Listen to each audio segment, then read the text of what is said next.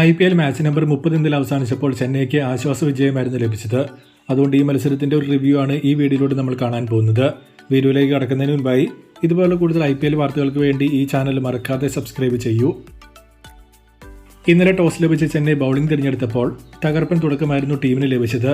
ആദ്യ ഓവറിൽ മാർക്കറും 4ാം ഓവറിൽ നിക്കോളാസ് പൂരനും പോയതോടെ യൂഷ്വലി കാണുന്ന LSG സ്കോറിംഗിന് ഇന്നലെ കടിഞ്ഞാൻ വീണിരുന്നു. പവർ പ്ലേയിൽ 42-2 ആയിരുന്നു LSGയുടെ സ്കോർ. ഋഷഭ് പന്ത് സ്ട്രഗിൾ ചെയ്യുകയും 10ാം ഓവറിൽ മാർഷ് പോവുകയും ചെയ്തതോടെ LSGയുടെ സ്കോറിംഗ് വളരെ സ്ലോ ആയിരുന്നു. ലാസ്റ്റ് 3 ഓവറിലെ ബാറ്റിംഗ് ആണ് 166 എന്ന ടോട്ടലിലേക്ക് ടീമിനെ എത്തിച്ചത്. ഒരു ഘട്ടത്തിൽ 39 പന്തിൽ 40 ആയിരുന്ന പന്തിന്റെ ഇന്നിംഗ്സ് മിഡിൽ ഓവേഴ്സിൽ നന്നായി തന്നെ LSGയെ പിന്നോട്ട് വലിച്ചിരുന്നു. CSK നോക്കിയാൽ ഖലീൽ അഹമ്മദിന് നല്ലൊരു ബോളിംഗ് പാർട്ണറെ കിട്ടിയതിന്റെ വ്യത്യാസം ഇന്നലെ പവർ പ്ലേയിൽ കാണാൻ സാധിക്കുന്നുണ്ടായിരുന്നു. യൂഷ്വലി എല്ലാ കളിയിലും ഖലീൽ തുടക്കത്തിൽ വിക്കറ്റ് എടുക്കുന്നുണ്ടെങ്കിലും മറ്റേ അറ്റത്തുള്ള ഒരു ബൗളർ റൺസ് വിട്ടുകൊടുക്കുന്നത് CSKയുടെ പവർ പ്ലേ ബോളിംഗിനെ നന്നായി ബാധിക്കുന്നുണ്ടായിരുന്നു. എന്നാൽ ഇന്നലെ അൻഷുൽ കമ്പോജ് നല്ല സപ്പോർട്ട് ഖലീലിന് കൊടുക്കുകയും ഒപ്പം നിക്കോളാസ് പൂറിന്റെ വിക്കറ്റ് എടുക്കുകയും ചെയ്തത് ചെന്നൈക്ക് ഗുണം ചെയ്തു.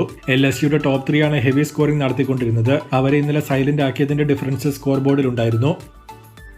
മറുപടി ബാറ്റിംഗിലേക്ക് വന്നിട്ടുണ്ടെങ്കിൽ ഷൈഖ് റഷീദിനെ ഓപ്പണിംഗിലേക്ക് ഇന്നലെ കൊണ്ടുവന്നപ്പോൾ പവർ പ്ലേയിൽ നല്ല സ്റ്റാർട്ട് ചെന്നൈക്ക് കിട്ടിയിരുന്നു. 52 ആയപ്പോഴായിരുന്നു ആദ്യ വിക്കറ്റ് നഷ്ടമായത്. പിന്നീട് രജിൻ ത്രിപാഠി എന്നിവർ പെട്ടെന്നുള്ള ഗ്യാപ്പിൽ പോയെങ്കിലും ജഡേജയെ പ്രൊമോട്ട് ചെയ്ത് ലെഫ്റ്റ് റൈറ്റ് കോമ്പിനേഷൻ ട്രൈ ചെയ്യാൻ CSK നോക്കിയിരുന്നു. CSKയുടെ മിഡിൽ ഓർഡർ ബാറ്റിംഗ് ഇന്നലെയും കണക്ക് തന്നെയായിരുന്നു. ഒരറ്റത്ത് ദുബെ ടൈമിംഗ് കിട്ടാതെ നിന്നപ്പോൾ ധോണി നേരത്തെ ബാറ്റ് ചെയ്യാൻ വന്നതും തുടക്കം മുതൽ സ്കോറിംഗ് നടത്താൻ നോക്കിയതും ടീമിന് പോസിറ്റീവായി മാറി. ധോണി 11 പന്തിൽ 26 നേടിയപ്പോൾ ദുബെ 37 പന്തിൽ 43 ആയിരുന്നു നേടിയത്. ഋഷഭ് പന്ത് ധോണി വരുന്നതുവരെ ബൗളേഴ്സിനെ മികച്ച രീതിയിൽ തന്നെ ഉപയോഗിച്ചിരുന്നു.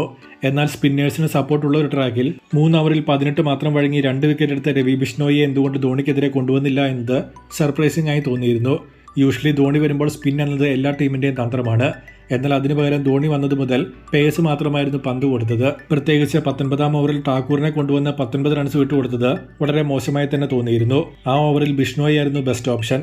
പക്ഷേ അതിന്റെ ഓപ്പോസിറ്റ് പന്ത് ചെയ്തപ്പോൾ കളി CSKക്ക് എളുപ്പമായി മാറുകയാണ് ചെയ്തത്. ഏറ്റവും അവസാനമായ മത്സരത്തിന്റെ സ്കോർ കാർഡിലേക്ക് വന്നിട്ടുണ്ടെങ്കിൽ ടോസ് നഷ്ടപ്പെട്ട് ബാറ്റിംഗിൽ ഇറങ്ങിയ ലക്നൌ 166 നേടിയപ്പോൾ മറുപടി ബാറ്റിംഗിൽ അവസാന ഓവറിൽ ചെന്നൈ വിജയം നേടുകയാണ് ചെയ്തത്.